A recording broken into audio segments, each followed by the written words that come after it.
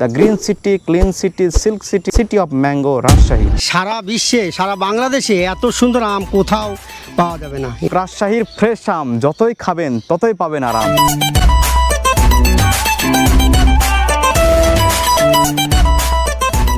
এই দেখেন ঝিলিক মারছে।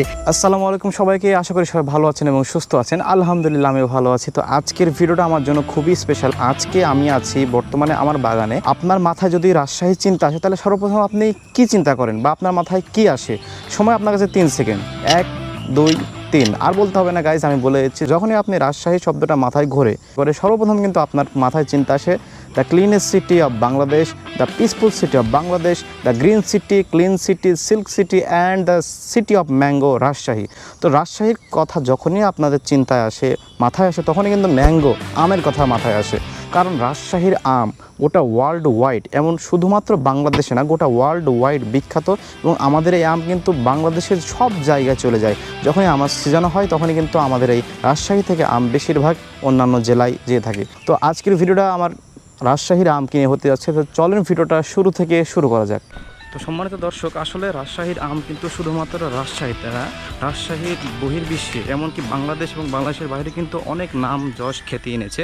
তো যারা প্রবাস ভাইরা ভিডিওটি দেখছেন, দেশের বাইরে থেকে দেখছেন, রাজশাহীতে আম খাওয়ার জন্য দাওয়াত রইল আমার পক্ষ থেকে। আপনারা যখন আসবেন রাজশাহীতে অবশ্যই আম টেস্ট করে যাবেন।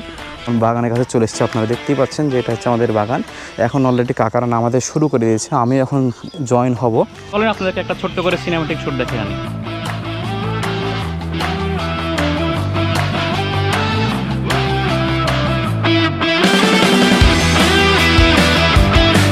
আমের রাজা কিন্তু ধরা হয় দুইটা, খেসাবাদ আর গোপালভোগ। এই দুটাই আমি সব থেকে বেশি মিষ্টি হয়ে থাকে।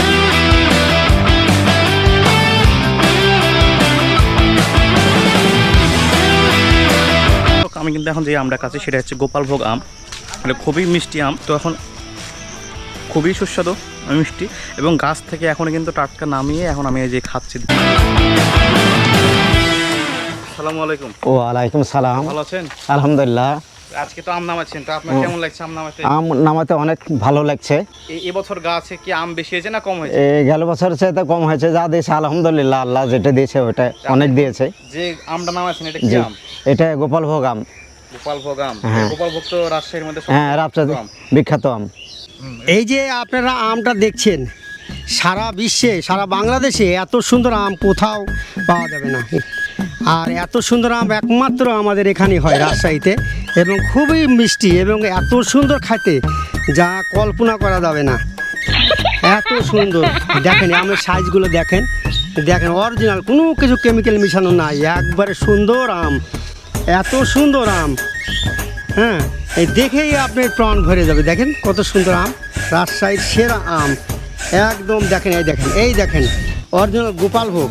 এই দেখেন, এই দেখেন, একটা খেলে আপনার অনেক দিন চিরদিন মনে থাকবে যে একটা আম খেলাম আমি। ঝিলিক মারছে, কোনো কিছু বিষাক্ত জিনিস ব্যবহার করা হয়নি।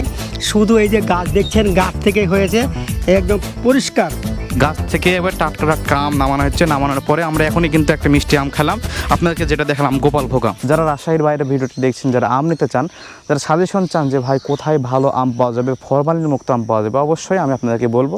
চাইলে আমাকে মেসেজে, ইনবক্সে জানাতে পারেন, অবশ্যই আমি আপনাদেরকে সাজেশন দিব সব থেকে ভালো আম রাজশাহীর মধ্যে কোথায় পাবেন এবং ফরমালিন মুক্ত আম পাবেন। রাজশাহী কিন্তু আমের জন্য অনেক অনেক বিখ্যাত।